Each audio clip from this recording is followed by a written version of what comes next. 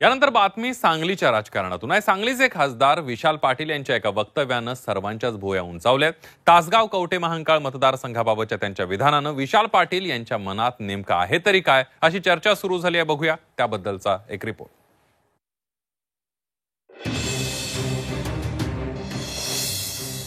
विशाल पाटलांच्या मनात नेमकं काय?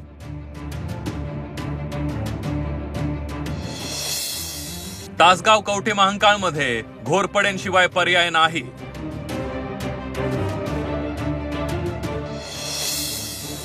विशाल पाटलांच्या भूमिकेमुळे वादाची शक्यता। सांगलीमध्ये खासदार विशाल पाटलांच्या राजकीय भूमिकेवरून महाविकास आघाडीमध्ये वादाची ठिणगी पडण्याची शक्यता आहे। विशाल पाटलांनी आगामी विधानसभा निवडणुकीत तासगाव कवठे महांकाळ मतदारसंघात माजी मंत्री अजित घोरपड्यांसोबत राहण्याचं जाहीर केलंय। लोकसभेला जसा अजित घोरपड्यांशिवाय पर्याय नाही तसा विधानसभेला देखील त्यांच्याशिवाय पर्याय नाही असं विधान विशाल पाटील यांनी केलंय। तासगावच्या मणिराजुरी इथल्या कार्यक्रमात विशाल पाटलांनी ही भूमिका मांडली आहे।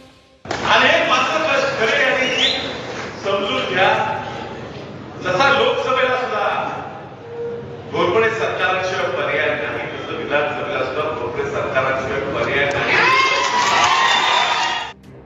तासगाव कवठे महांकाळ विधानसभा मतदारसंघात सध्या दिवंगत नेते आर पाटील यांच्या पत्नी सुमनताई पाटील आमदार आहेत। 2024 साठी आर पाटील यांचे चिरंजीव रोहित पाटील हे राष्ट्रवादी शरद पवार गटाकडून इच्छुक आहेत। सांगली दौऱ्यावर असताना शरद पवार यांनी रोहित पाटील यांच्या उमेदवारीचे अप्रत्यक्ष संकेतही दिले।